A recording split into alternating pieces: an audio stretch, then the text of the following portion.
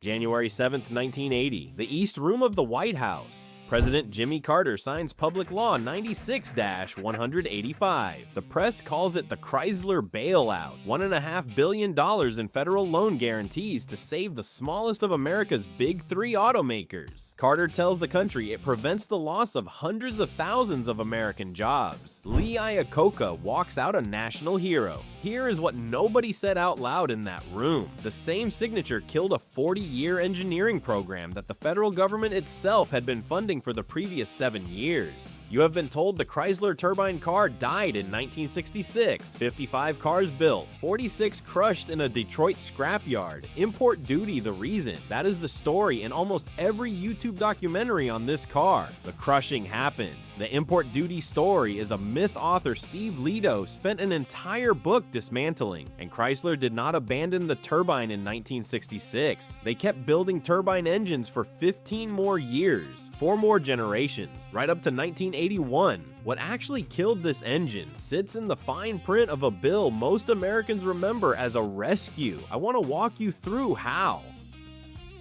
The A831 that idled at 20,000 revolutions per minute.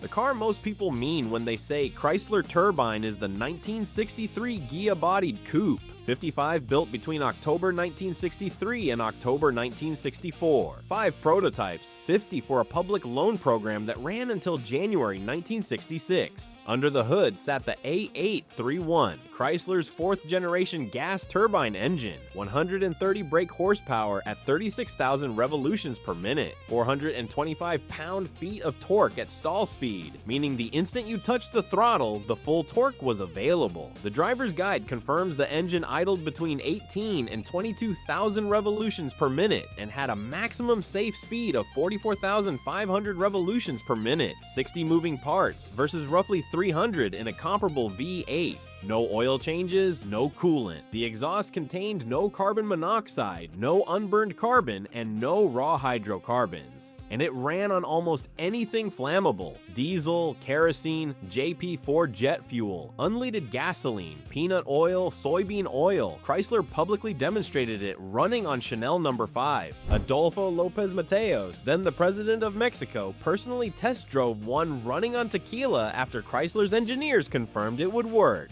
203 people across 133 American cities drove these cars for 3 months each. Over 1 million miles logged. The feedback was overwhelmingly positive. The import duty myth Lehto killed. Now the forensic correction. You have read on forums and in the comments of almost every video on this car that Chrysler crushed 46 of the 55 cars to avoid paying customs duty on the Italian Ghia bodies. That claim shows up everywhere. It is false. Steve Lehto's 2010 book, Chrysler's Turbine Car, The Rise and Fall of Detroit's Coolest Creation, with a foreword by Jay Leno, spent more than 30 interviews and full archival access killing this myth. The math alone kills it. Standard U.S. automobile import tariffs averaged 2.5% in the 1960s. Virgil Exner Jr. estimated the Ghia bodies cost Chrysler roughly $20,000 each. The tariff on 46 bodies would have come to about $23,000 total. Brant Rosenbusch, Stellantis Historical Services manager, has confirmed Chrysler was spending more than $10,000 per turbine engine. The entire duty Chrysler allegedly destroyed a fleet to avoid was less than the cost of building 2 engines.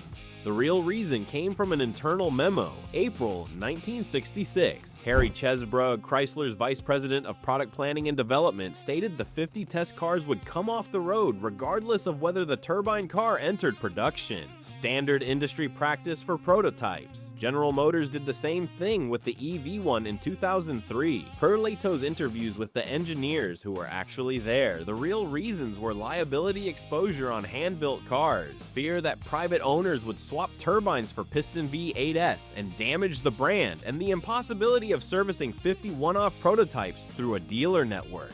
The crushing happened. It wasn't the scandal people think. The scandal is what happened next. Across 15 years, almost nobody talks about. The 15 years nobody tells you about.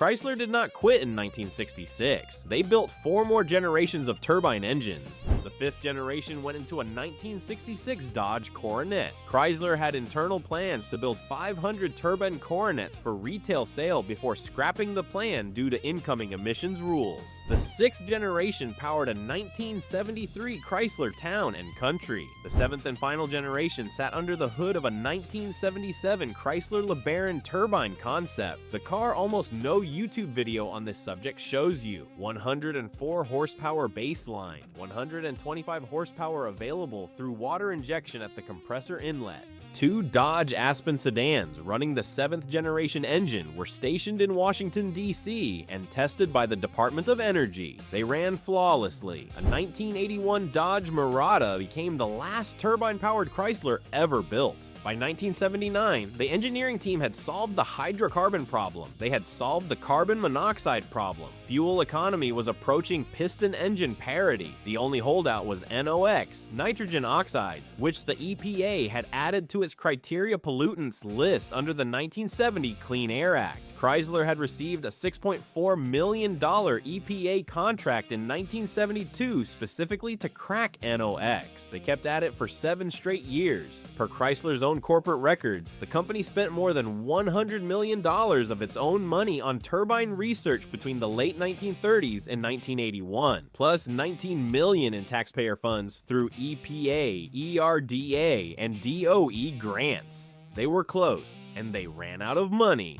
The feasible operating plan.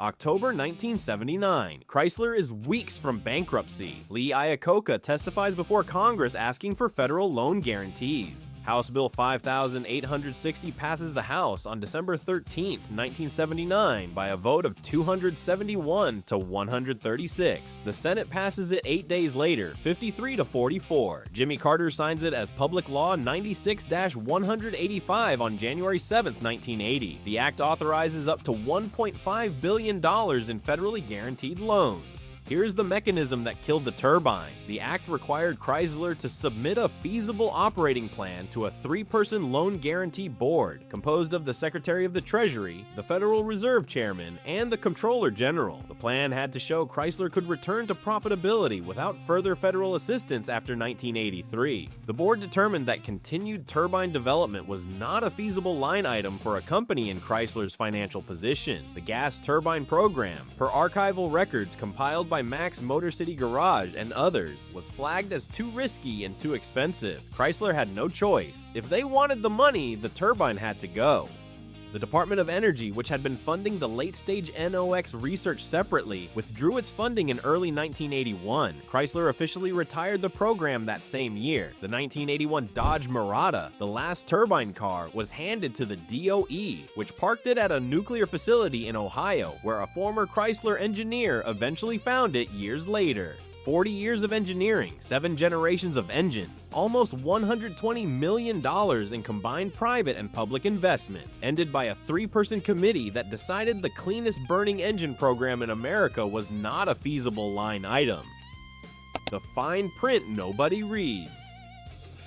The story everyone tells you about the Chrysler Turbine Car ends in a Detroit scrapyard in 1966. Nostalgia, customs duty, a company that gave up. Every piece of that story falls apart under scrutiny. The cars were crushed per standard prototype practice every major automaker still follows. The customs duty explanation is a myth the program's own biographer killed with hard numbers. And Chrysler did not give up. They spent 15 more years and $70 million additional dollars solving the engine's remaining problems, with federal funding paying for the hardest piece. What actually killed the turbine was a cascade of institutional failures I keep coming back to. The EPA added NOx to its criteria pollutants in 1970 without assessing whether any production engine could meet the threshold. The 1973 oil embargo collapsed Chrysler's financial cushion before the engineering was finished. The 1979 financial crisis pushed Chrysler to Congress. A bailout designed to save blue-collar jobs was administered by a committee that quietly determined the cleanest burning engine